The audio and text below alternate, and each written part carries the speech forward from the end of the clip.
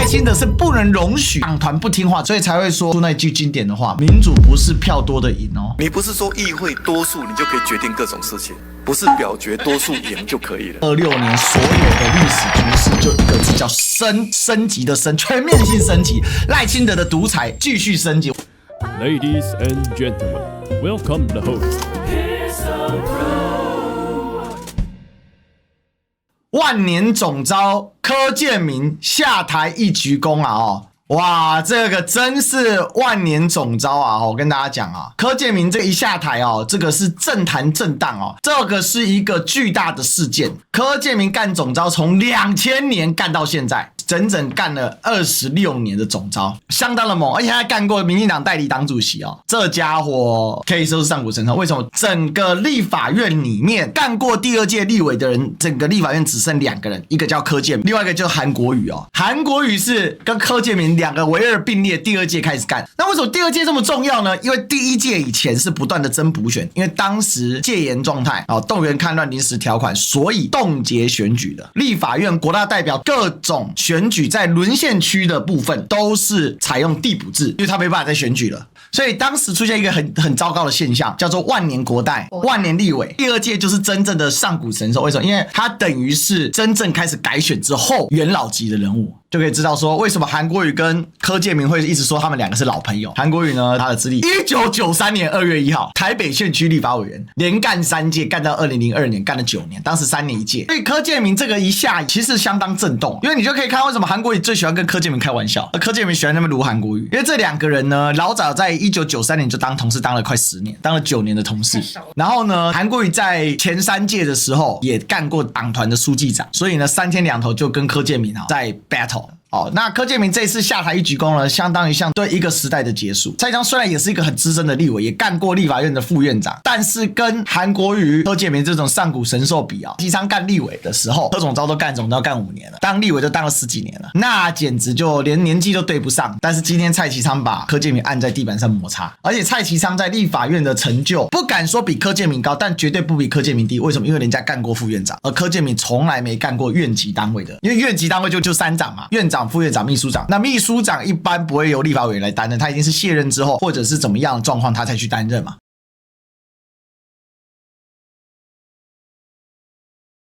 柯建铭这一次是这样，老早在大罢免大失败，赖清德就对柯建铭非常不满，因为啊，当时在2024年的时候，就前年的时候，选举选完嘛，民进党在立法院大败嘛，那只拿到没用的51席。这个没用的51席，对于柯建铭来讲，他能够操作的范围就很有限。一开始还想操作绿白合，所以一度还跟柯建铭的好朋友另外一个柯叫柯文哲柯 P 双柯会，两边还在那边你好我好大家好。结果后来啊，操作失败，民众党团是越发的跟国民党团结盟的越紧，那甚而后来赖清德干脆索性就开始调查柯文哲。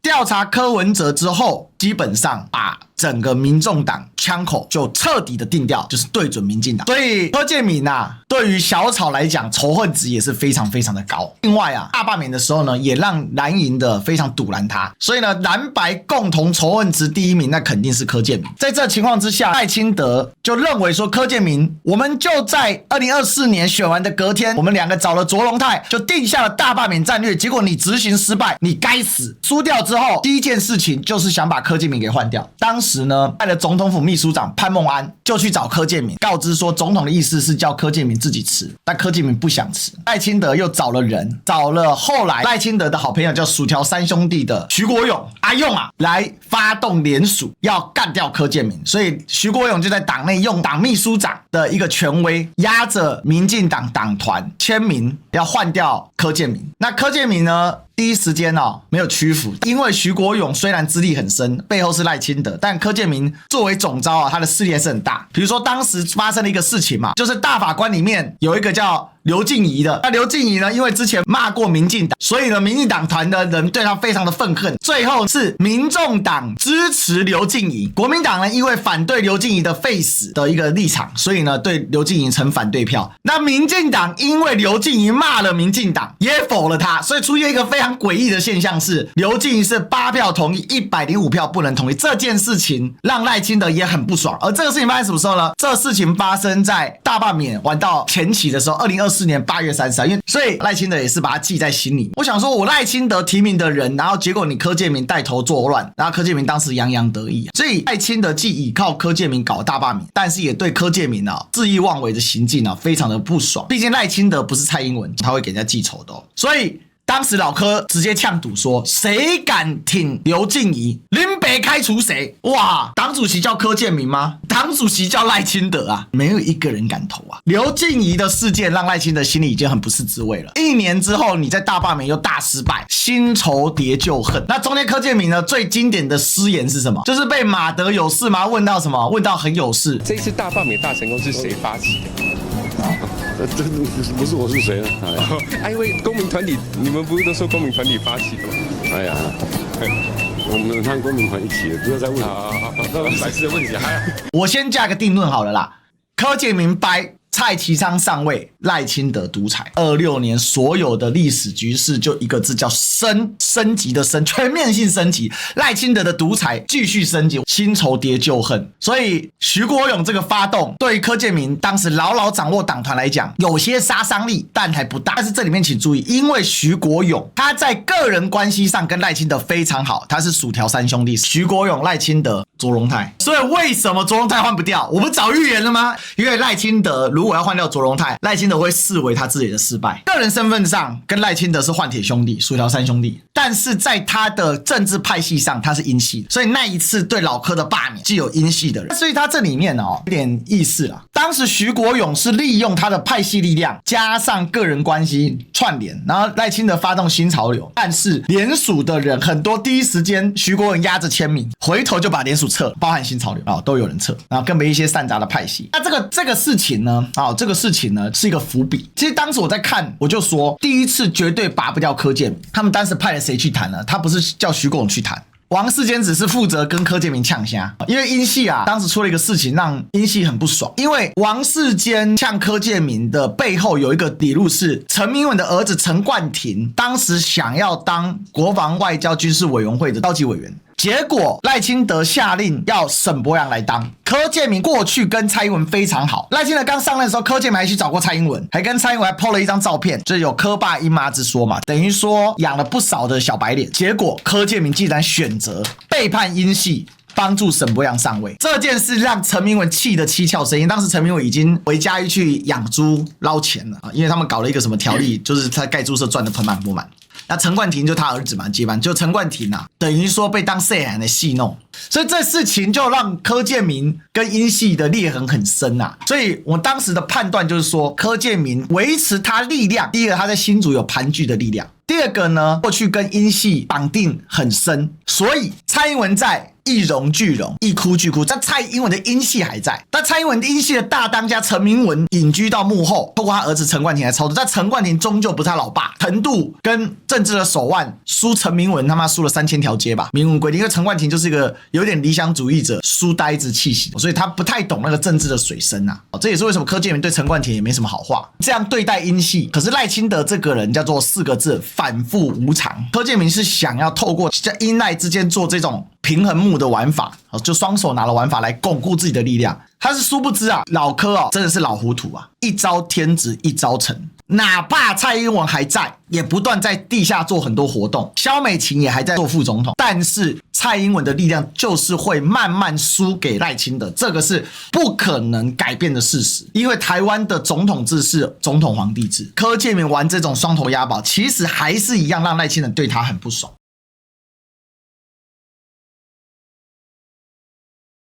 那你知道潘邦这种人格他会po上，但是呢他的协调能力就很差，所以潘邦当时出了很多事情，包含赖清德选那党主席的时候也出过事也被人家说什么住豪宅什么，反正他的事情很多啦2008年到2014年干的3届的立法委员，6、7、8届干立法委员这件事情，那你就要想这对柯建铭来讲又是一个什么？又是一个菜逼吧。潘邦当时跑去跟柯建铭讲说总统公给你就来，潘孟安当场被柯建铭骂到头低低掏累累以上这一些现场，为什么我可以讲那么生动？我告诉你，谁告诉我的？这个是傅昆萁总在跟我说。啊，为什么傅昆萁知道？因为柯建铭跟傅昆萁私人交易上非常好，两个人在立法院待了很多年，所以他们是喝酒的兄弟，这是争一手资料。他来到柯建铭气死了，他觉得你他妈潘孟安你杀小，你什么咖？你敢来叫我下去？直接把潘孟安现场骂爆，垂头丧气的出去。回去之后就跟赖清德报告这件事情。但因为赖清德跟潘孟安实在太好，所以赖清德也没有苛责潘孟安，所以后来柯赖就暂时休兵，就等到下个会期再处理。整个过程是这样来的。但是你要想哦，在这个过程当中，柯建铭的政治能量损耗其实是非常巨大的哦。原因其实也很简单，因为柯建铭把潘孟安点回去，靠的是个人关系，你一次可以，两次可以，他下次人家绝对不会派潘孟安来嘛。所以接下来派谁？为什么这次用蔡其昌来用？你下课上有一个道理是什么？第一个，要比资历，全立法院只有韩国瑜跟柯建铭是同资历的，而且在立法院的时间，那柯建铭待了30年以上了，所以。老实讲，民进党内根本没有人有资历可以跟柯建铭对干。可是有一个东西不一样，资历不够，经历要凑。蔡其昌干过副院长，所以要下课上，你要找谁？你一定要找一个能够在资历、在经历上压过柯建铭资历的，那就要找当过副院长的蔡其昌。第二个，蔡其昌是新潮流。他是中流的，虽然中流跟南流出身的赖清德距离比较远，但好歹是同流，所以才能合污嘛。所以找蔡其昌来做这件事情是刚刚好，所以这个要做下课上，他要这样干。所以为什么赖清德钦点蔡其昌？他是有他的一个战略设定的。所以蔡其昌这个挑战让柯建铭倍感威胁，压力很大。之前柯建铭的经验告诉他，处理陈静瑜大法官任命案的时候，他一呼百应，整个党团都挺他。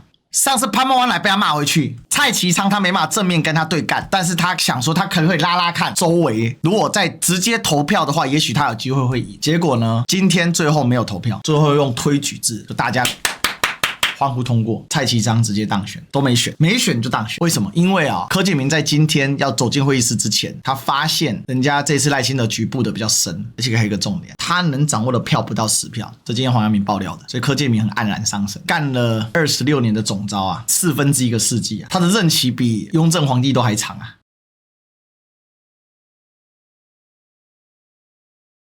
最后呢，这个今天他们干部改组嘛，然后其实也是拖到了国民党早就定在傅昆萁身上了，完全没有意义啊，因为副总召确实给力嘛。那可是民进党为什么拖到过完年才选？就是因为这个相持不下。最后10点半早上，民进党甲级动员，党团推举之后，由蔡其昌来胜出，柯建铭呢是拥抱致意。然后蔡其昌这个人也是蛮识大体，他可以做到副院长，还是有他的能力在。他就说感谢柯总召成全，未来还是大家的顾问。然后这里面最妙的是，党团干事长是庄瑞雄，书记长是范云，所以推倒柯建铭是因赖共识。为什么？庄瑞雄是英系的铁杆，英系干将。而且你看柯建铭第一会期找庄瑞雄来当书记长，庄瑞雄不是常常屌的要来不来的，不是常常那边英系早就对柯建铭很不爽，因为柯建铭背叛英系嘛。这个是蔡其昌是赖清德直属，庄瑞雄是蔡英文直属。范云其实是卓荣泰组的民主活水，范云跟蔡英文关系也还行，所以范云相当于是中介值啊。所以这基本上呢，柯建铭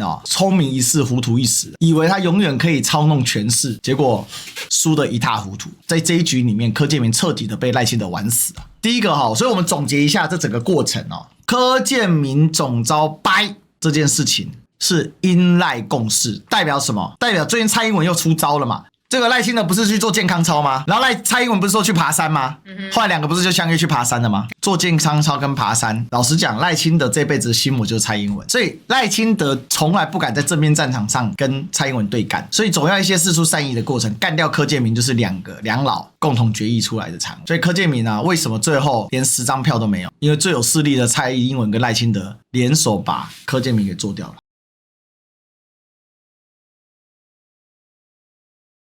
稍微看一点东西。首先呢，这个是当下他们选完出来之后，这里细节民进党是执政党，所以我们跟行政部门之间必须要维持最好的沟通跟互动。维持最好的沟通跟互动。来，后面这一句是重点为什么柯建铭必须得死？除了大罢免失败之外，赖清德不爽他把陈俊拔掉之外，这关键。也就是不大希望再出现过去这个行政院想要做什么立法院这边好像资讯跟进程都不是太了解。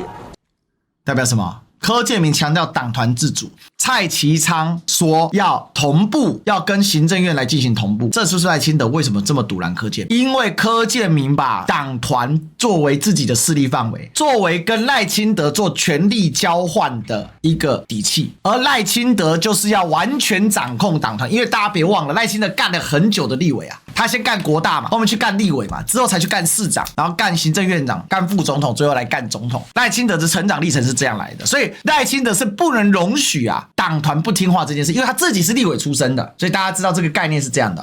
所以这个我想我们会跟行政院下个阶段就跟行政院来沟通，如何建立起更好的行政立法之间的这个沟通默契跟做事情的方法。这代表就是柯建铭在的时候，赖清德很多事情没办法做，所以赖清德就堵拦嘛。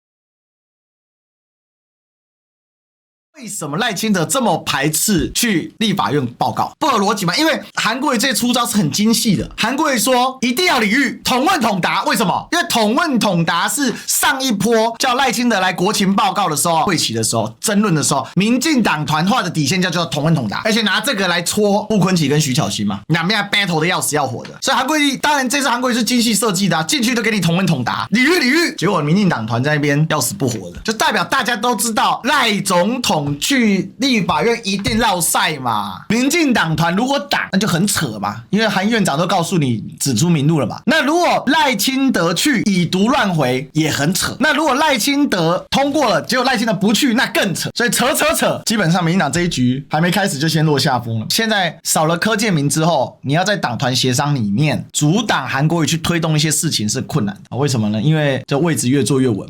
OK， 好，那来看一下这一段，这里又透了一些玄机报告啊，给你参考一下。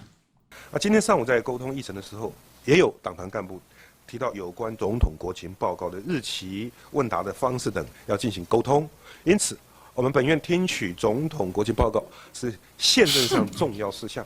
好，这个韩国瑜写这个开头啊，有没有又发现一个坑？直接说日期，没有跟你说要不要，这叫势在必行。反正韩国瑜挖这坑就是要让赖清德跳进去就对了，你非跳不可。那你等一下看蔡其昌的反应就知道，很真实啊。基于总统昨日上午在查叙中提到化误解为理解，我们今天就针对国情报告一案，我们来先进行沟通，等到我们达到一定共识之后，再请总统府问相关决定是否接受。好，这里有一个关键，把赖清德抬出来，我们只要专注讲一件事就好了，就是你看韩国瑜用心良苦啊，在戳赖清德这个掉入局里面。赖清德本来满心欢喜请君入瓮，把韩国瑜拉过去，以为他弄死韩国瑜嘛。因为韩国瑜是赖清德2028潜在最大竞争对手，2028年很可能就是韩柯配嘛。赖清德不知道吗？赖清德当然知道啊，所以现在能够把韩国瑜压下去当然最好啊。所以韩国瑜反手丢了一个话出来，结果赖清德那个傻逼就上钩了嘛。我现在说赖清德是傻逼，他更坚信他自己不是傻逼。普信男的特质就是这样。开口就放大决，不能够违宪，这呼应什么？呼应赖清德发文说要合宪合规。所以我跟大家讲哦，民进党啊，这个蔡其昌上的最主要工作就是贯彻赖清德意志啊，所以开口就呛不能违宪，代表什么？代表你蓝白所提就是违宪。总统来立法院做国情报告没有问题，但因为立法院的同仁过去都曾经出现加码，比如说这个要求那个，这个要求这个，然后要求像比照行政院院长的方式，要来做相关的这些质询。做质询就是违宪，所以柯建铭在的时候，至少民进党团是愿意做统问统答的，但是赖清德当然是不愿答。其实最主要就是赖清德只想去立法院当渣男，讲一大篇都是我对，我好棒棒，我好赞，我好屌，我是台湾英雄，我台独我棒棒，然后他就要撇着屁股就走了，然后大家只能鼓掌。赖清德就是金正恩式的人物，凡事我说的算，凡事我决定，任何反对者通通把他做掉，物理意义上的做掉，送进监狱。所以我要更加的去酸他这个，那他们就会坚信，但凡历史哥讲的，他们都认为是错，所以他们一定会相背而行。所以我现在讲这局讲的越透彻，青鸟呢就往反方向做的越用力，然后他们就让赖清德拱在那个民意之上，青鸟头就是赖清德嘛，清德的鸟，然后他们就继续往前冲去挂掉。所以这就是今天给大家做一点总结啦，就是赖黄钦点蔡其昌上任这整个一个深度的解读。